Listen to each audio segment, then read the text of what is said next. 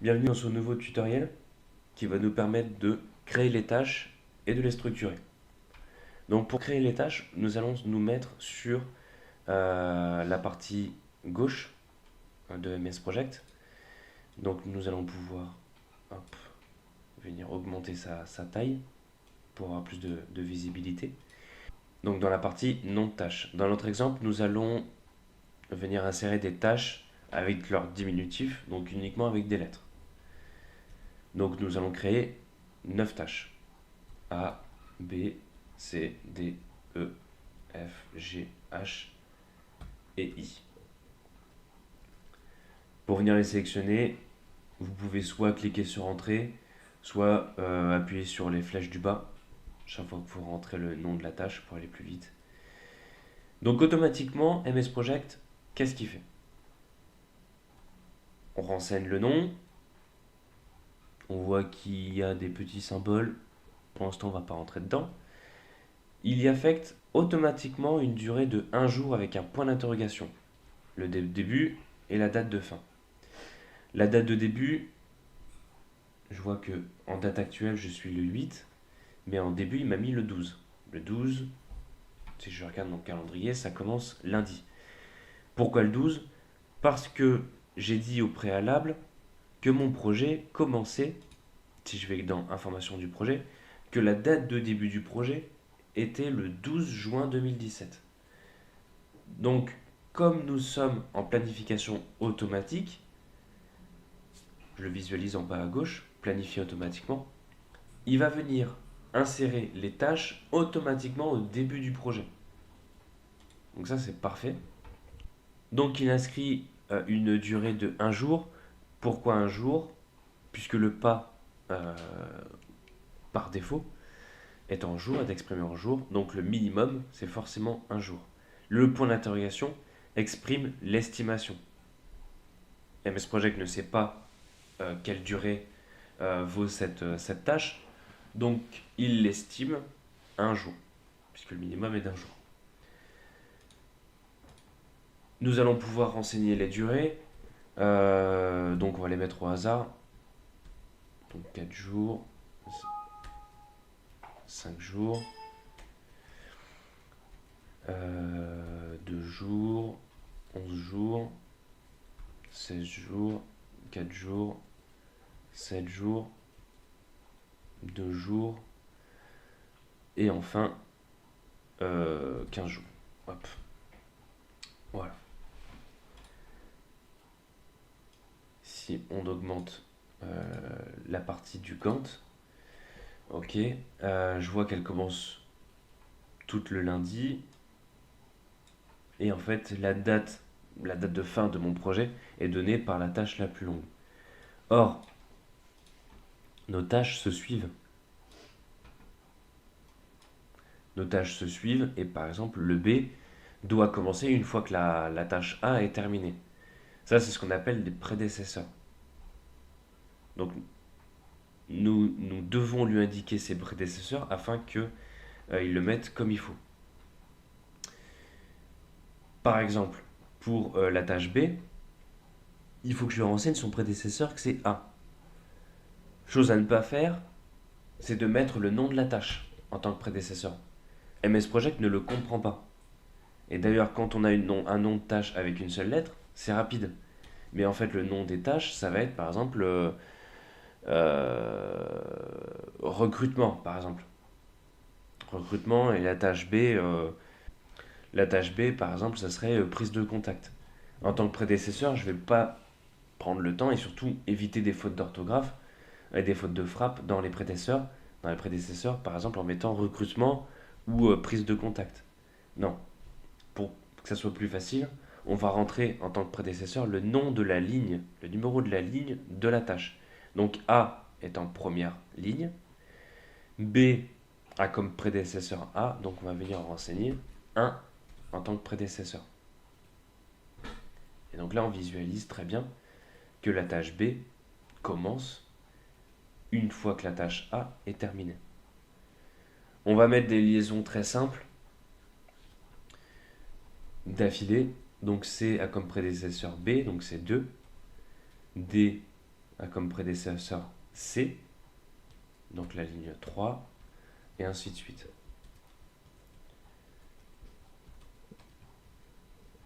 Hop. Je vous laisserai vous arrêter sur la vidéo pour avoir exactement les mêmes choses que moi. Si jamais vous venez enregistrer sans faire exprès, vous double-cliquez. Vous cliquez, vous créez une tâche que vous ne voulez pas. Pour la supprimer, très simplement, je me mets dans la barre à gauche, clic droit, supprimer la tâche. Tout simplement. Si vous travaillez, parce que là on travaille en jours, si vous travaillez, on peut très bien travailler en mois, semaines, en jours, en heures ou même en minutes. De base, si je renseigne des jours, comme on l'a fait depuis tout à l'heure, si je mets 5, nous on travaille en jours. De base. Non paramétré, c'est toujours en jours.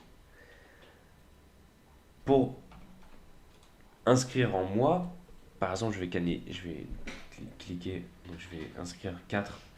Je peux l'écrire en toutes lettres, 4 mois. Ce que je peux faire également, 4 MS pour 4 mois. 5 jours, je le veux en semaine, 5 S. Il n'y a pas de notion de seconde dans MS Project. Donc juste un S suffit, il va comprendre que c'est en semaine. Jour, on l'a vu, donc c'est soit 2, soit 2J pour jour. En heure, ça va être tout simplement un H pour heure. Et enfin, minute, un M suffit. On va revenir sur des durées convenables. C'était juste pour l'exemple. Donc 4J, 5J, 2J, 11J et 16J. Voilà. On est revenu comme avant.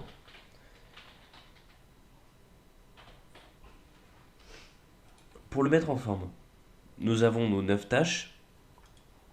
Mais par contre, vous avez dû voir qu'il existe ce qu'on appelle des phases, ce qu'on appelle aussi des groupes, des sous-groupes, des tâches, des sous-tâches, etc., etc.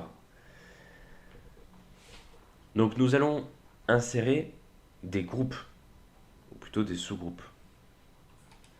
Mon premier sous-groupe, donc je clique sur la ligne 1, comme vous l'avez pu constater, clic droit, insérer une tâche. Il m'insère une tâche.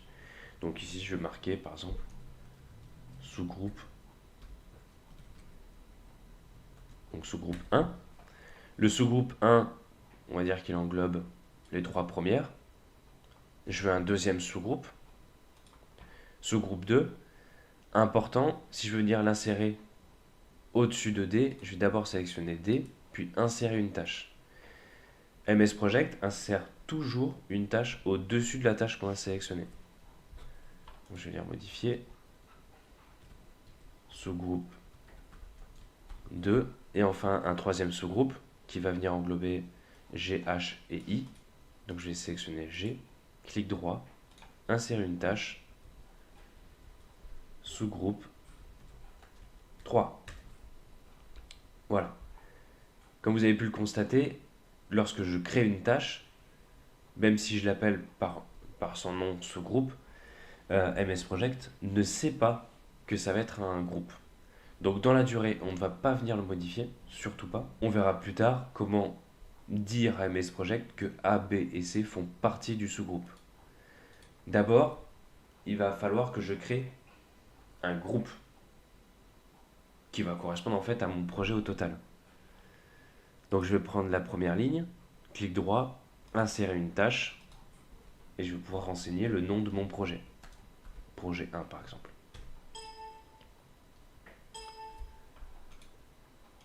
Voilà, projet 1. Et de la même façon, MS Project ne sait pas que c'est le nom d'un projet et que toutes les tâches qui sont en dessous et tous les groupes font partie de ce projet. Il faut imaginer ça comme une commode. avec des tiroirs. Dans un premier temps, nous allons créer un premier tiroir avec toutes les tâches qui vont faire partie en fait du projet. Donc je sélectionne toutes les tâches sauf le projet et je vais venir abaisser la tâche. Comment faire? Je vais dans tâches et ici abaisser la tâche. Donc j'ai tout sélectionné. J'ai cliqué sur tâche, abaisser la tâche et on voit très bien qu'elles se sont décalées et que le projet 1 a un petit triangle. Si je clique sur le triangle, ça me ferme mon premier tiroir que j'ai créé. Si je clique, ça ouvre tout.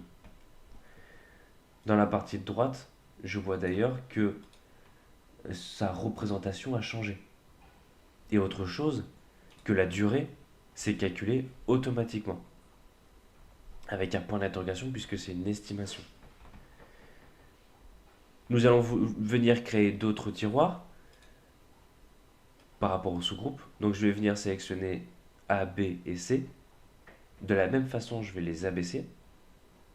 Donc cliquez sur abaisser, ici. Abaisser la tâche. Hop, voilà. Donc lorsque je ferme mon premier tiroir, sous-groupe 1, ça me ferme bien l'ensemble des tâches qui sont à l'intérieur. Et d'ailleurs, comme vous l'avez remarqué, MS Project a calculé automatiquement la durée totale de ce groupe. On va faire la même chose pour le sous-groupe 2.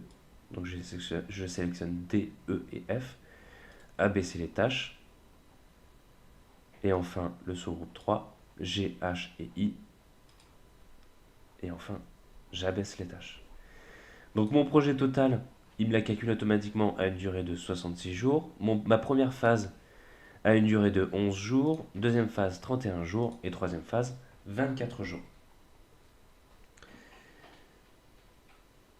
Ce que nous allons faire maintenant, c'est insérer ce que l'on appelle des jalons.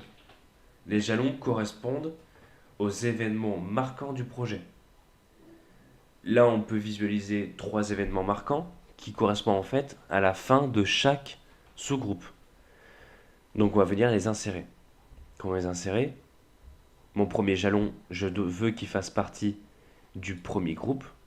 Donc je dois venir l'insérer au-dessus du deuxième groupe. Donc je sélectionne le deuxième groupe, insérer une tâche, et je vais l'appeler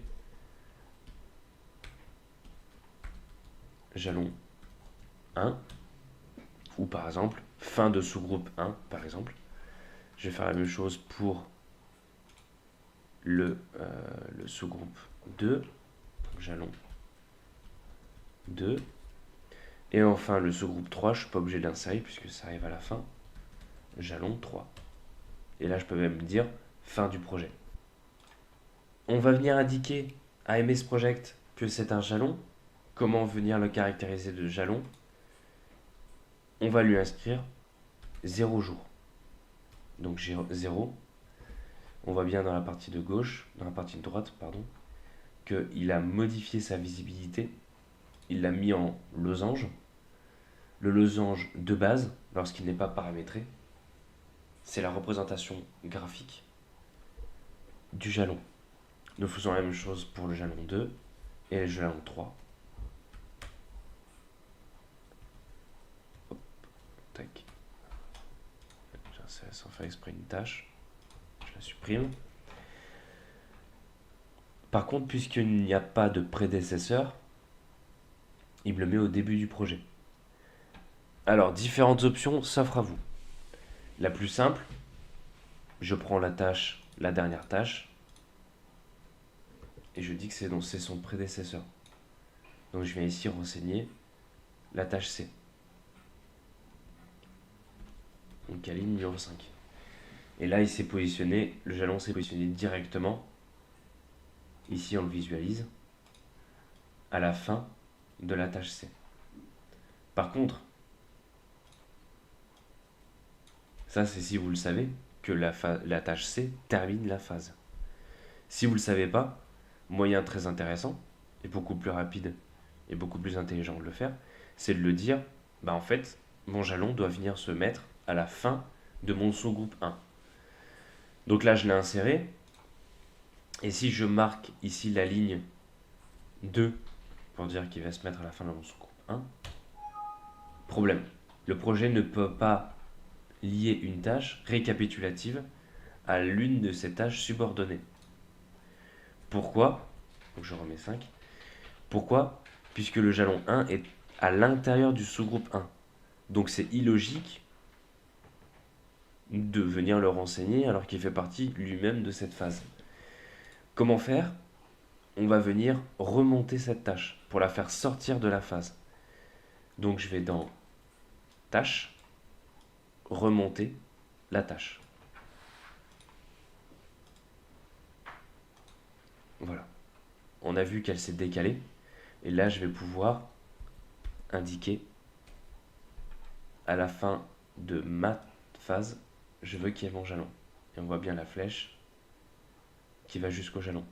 On fait la même chose pour le jalon 2, donc je le sélectionne. Je fais remonter la tâche et je veux dire qu'elle arrive à la fin de mon sous-groupe 2, donc c'est la ligne numéro 7. Et le jalon 3 également. Je veux qu'il arrive à la fin du sous-groupe 3, donc numéro 12.